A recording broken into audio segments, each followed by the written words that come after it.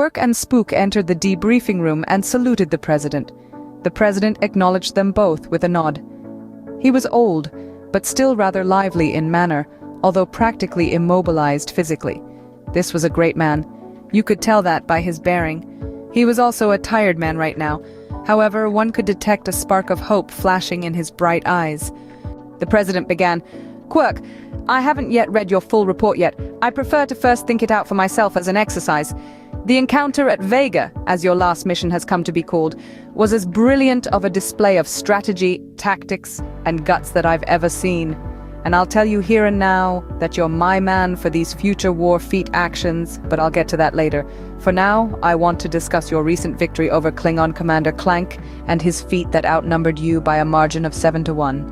Quirk," the president continued, "I've heard that you were an excellent, although unorthodox player of four-dimensional chess, in which time is the fourth dimension, thereby allowing pieces to disappear and reappear on the chessboard at various time intervals. What I'm getting at is this: it is well known that starboats cannot survive near a star for more than a matter of minutes, that the star blocks all communication signals, even among nearby ships. Yet you managed to have the Coral Sea waiting behind the star at just the right moment. You called it to the minute, Quirk, in all of that time and space. How? Wait, don't tell me just yet. This is my analysis. At known intervals, you had the Coral Sea approach the star from behind at high WEF speed, and stay there for maybe 5 minutes or so, the practical limit, then retreat, then, perhaps an hour later, approach again, always keeping the star between the ship and the battle with Clank, so as to avoid detection. Four-dimensional chess. As for knowing Clank's moves at the beginning of the battle, you knew Clank as a man and as a commander, and so you used psychology on him. For example, getting off the first salvo and hitting him broadside while he was enraged.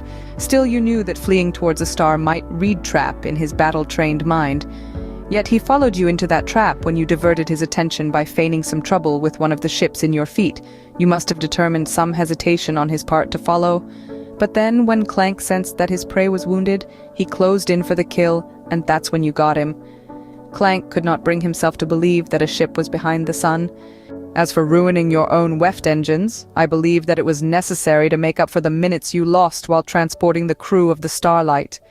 Waiting through that last hour in a losing battle must have been hell." There's just one thing that still bothers me. How did Clank escape? "It's all correct. Every detail," replied Quirk, somewhat amazed at the old man's power of analysis. "And it was hell. I wish that we could have left the battle scene a bit sooner before the Starlight was destroyed. And I did need WEF 12 to make the rendezvous with the Coral Sea, but it played nicely in with the apparent WEF drive trouble. When we all came blind around the sun and into the gun sights of the Coral Sea, she was also very much sensor blind herself, so she counted the first 4 ships as instructed and didn't fire on them, presuming them all to be Federated ships. However, the 4th slot, reserved for the missing Starlight, was occupied by Clank's ship. The Coral Sea later turned to fire on him, but he already had wisely sensed the trap and was off and away." The president finished, speaking to all. "Up to now, most of our fleet has been tied down defending critical installations, but now Captain Quirk's victory has given us a chance to maneuver. This is the break that I've been waiting for, and I intend to act on it. That's all for now. Thank you. We'll reconvene in 1 hour to plan the next phase of the war." As Quirk left the room, the president spoke to him softly as he passed. "Thanks, young man." Quirk winked back.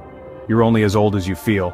As Quirk and Spook left the debriefing, they were surprised to see Scuddy sitting alone and apparently dejected. Jim spoke first. "Why so glum, Scuddy?" Scuddy replied, "The president just ordered me to have the Enterprise and the Incepid ready to go in 36 hours. It's impossible, Captain. The WEF drives on the Enterprise can't be saved, and the Incepid has severe structural damage extending through 5 main floors. It's not even repairable. 36 hours. Ridiculous." Jim remembered his U.S. history. "They did it with the York-torn aircraft carrier in World War II, Scuddy. They sent her back out into the Battle of Midway, after only 72 hours in the repair shop, in which she was sunk," added Scuddy, now very serious and speaking in perfect English. "Anyway, things are much more complicated now, and as I said, the damage is not repairable. To boot, the president is offering me a promotion to Fleet Engineering Admiral if I can make the repairs in the specified time. What a dream."